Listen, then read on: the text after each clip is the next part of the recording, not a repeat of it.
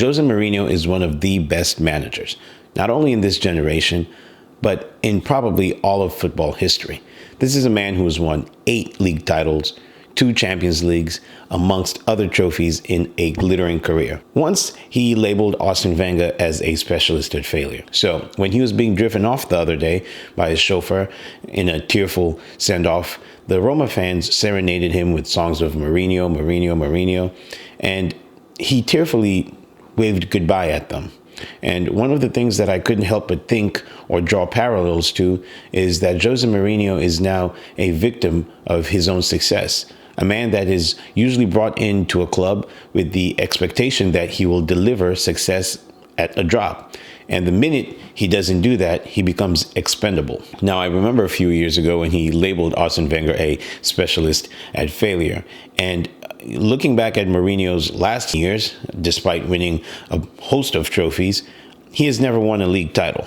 And in those years, he has soured and turned from a once charismatic figure who was the most enviable manager in Europe to a person who looks broken and frustrated. And each and every time he takes a managerial job, it seems to sink him lower, plunge him to different depths that he has never been to. And so in this video, I'm going to try and think about how Mourinho became a victim of the success that he built his career on, and even more so how his words came back to bite him after some very scathing attacks on players, managers, and even some institutions. But anyway, guys, it's your boy Izzy. Thank you for all your support so far. I thought I'd talk a little bit about the Jose Mourinho thing. And while I do that, please consider hitting that like and the subscribe button to let YouTube and everybody else know that you are enjoying this content. Anyways, Jose Mourinho started off like a house on fire. He won the Champions League with Porto. He won a UEFA Cup with Porto. And this success led him to go to Chelsea, where he became the envy of anybody who wanted to become a manager. His charisma, his ability to have the press hanging on each and every word that he had was absolutely masterful. And when you think about the success that he went on to enjoy at Chelsea, despite losing his job eventually because of the very, very high threshold that the owner, Roman Abramovich, had placed on his team, he was relatively very successful at Chelsea. And then after that, he took a small sabbatical and then eventually went to Inter Milan. At Inter Milan, he became the first manager in Italy to win a treble, a truly great feat. He managed to topple Pep Guardiola's Barcelona, who at the moment were all conquering. They were pretty much the best team in Europe and, in many eyes, the best team in history of club football. And so Jose Mourinho at this time was the flavor of the month. Everybody loved him. Even rival fans would look at him with, some level of disdain, but we would also look at how he was able to make his team go from different levels each and every year. And that culminated in the treble win at Inter Milan. He was able to get under different managers' skins, and the fact that he was able to break the duopoly of Alex Ferguson and Arsene Wenger was absolutely phenomenal, because those two had been winning championships year on year on year. But he decided to take that leap to Real Madrid, and Real Madrid is a club with huge pressure, and anyone who does take that job is definitely going to have the spotlight right on him. And he was charged with trying to topple Pep Guardiola, which anybody found very hard. We see it right now in the Premier League, where it's very hard for anyone to win anything with him there. Only Klopp has gotten a trophy. And so when he went to Real Madrid, the Barcelona team that he was facing was unequivocal in how dominant they were. And eventually, he managed to get ahead of Pep Guardiola, and he managed to get a title. But during that process, we saw the slow disintegration of who Jose Mourinho was. That charismatic guy who was able to get his team up for everything.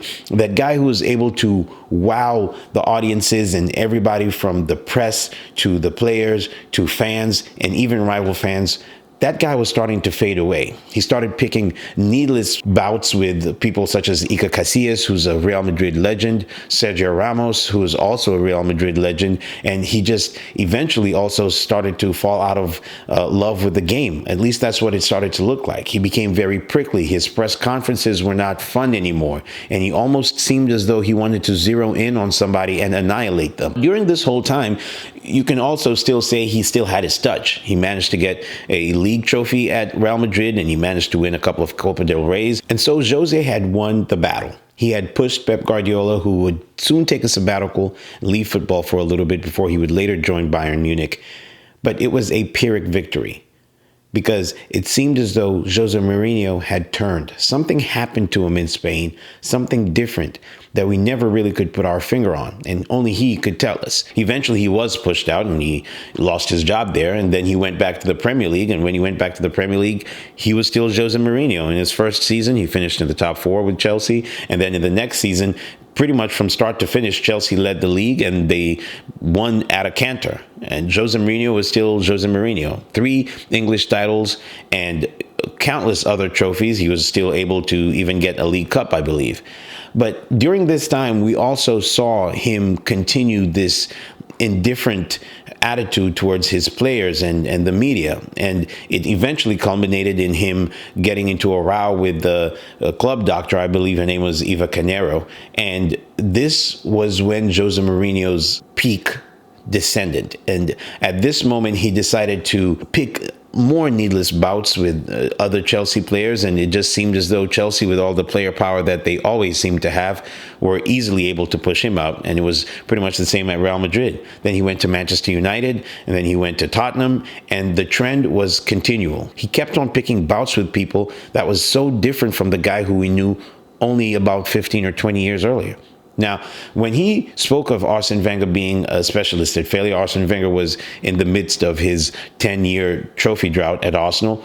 Different constraints and different issues led to him, being on that 10-year trophy drought. The thing that really struck me about him calling him a specialist at failure was the venom with which he addressed him with. And this was not the only time we saw him do that. We saw him do that with Frank de Boer when he was at Crystal Palace. Frank de Boer had criticized him for his treatment of Rashford and the fact that Rashford would probably be better off with another manager, maybe Pep Guardiola or something like that. And Mourinho didn't take too kindly to this. And that was when he delivered his most scathing barb. He talked about him as being the worst manager in the history of the Premier League. And he talked about how if Rashford was coached by him, he would just be coached at how to fail.